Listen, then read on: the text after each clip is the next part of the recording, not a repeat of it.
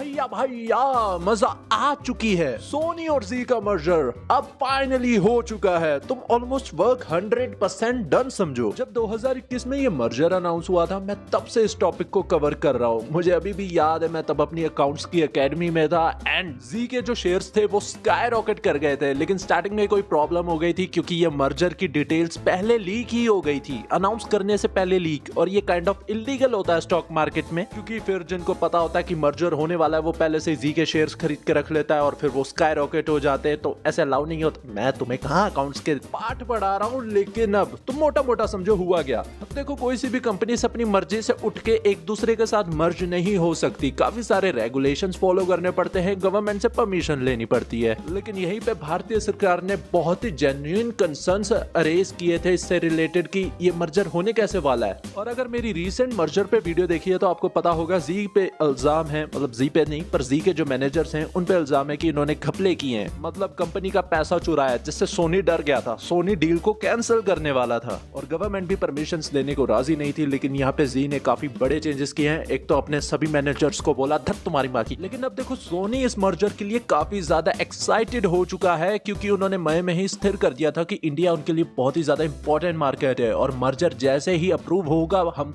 तो भैया लग जाएंगे काम पे। अब सोनी और जी जब एक एंटिटी बन जाएंगी, पहले तो ये $10 बिलियन की कंपनी बन जाएगी इंडिया में। फिर ये स्टार डिज्नी के बाद सबसे बड़ा एंटरटेनमेंट जॉइंट बन जाएंगे इंडिया में, या तुम स्टार डिज्नी के टक्कर का ही कह सकते हो। और यहाँ पे सोनी लिव और Z5 का मर्जर जल्दी होने वाला है। ऑब्वियसली इनकी नई ब्रांडिंग होगी। अब इस नई कंपनी का नाम क्या होगा वो हमें बहुत ही जल्दी पता चल जाएगा। मैं एक्सपेक्ट कर रहा हूँ इसी हफ्ते में, क्योंकि सोनी सब कुछ प्रिपेयर करके बैठा है। वो बस अप्रूवल का वेट कर रहे थे कि कब NCLT इनको अप्रूव करे और बस हम काम पे लग जाए। अब देखो, मैं यहाँ पे नंबर्स की डिटेलिंग तो नहीं देने वाला। अगर आप डिटेल में पढ़ना चाहते हो कि क्या हुआ है, आज क्या खास हुआ है मर्जर को अप्रूवल के साथ साथ और क्या क्या बेनिफिट्स हुए हैं, ये सब मैंने अपने ब्लॉग पे पोस्ट किया, तो आप वहां पे जाके हमारा ब्लॉग पढ़ सकते हो। और साथ ही साथ आप ब्लॉग पे एक्सक्लूसिव वीडियोस भी देख सकते हो। है ना मजे की बात। मतलब जो यूट्यूब पे पोस्ट नहीं होती सिर्फ वही होती है। हाँ, मेरी खुद की स्ट्रीमिंग सर्विस है। मैं दूंगा टक्कर सोनी लिव Z5 को, डिज्नी प्लस हॉटस्टार हूँ।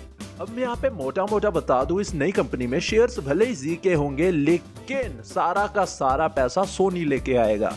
और इसी के साथ सोनी के पास इस नई कंपनी का 51% स्टेक होगा, यानी इस पूरी कंपनी को पूरे तरीके से सोनी कंट्रोल करेगा। और सुनील गोयनका जो पहले इस नई कंपनी के मैनेजर बनने वाले थे वो अब नहीं बनेंगे, क्योंकि मैंने लास्ट वीडियो में बताया था उनको सेबी ने बैन कर दिया है, क्योंकि वो घपलेबाज हैं, उन्होंने पैसा चुराया है, वो चोर।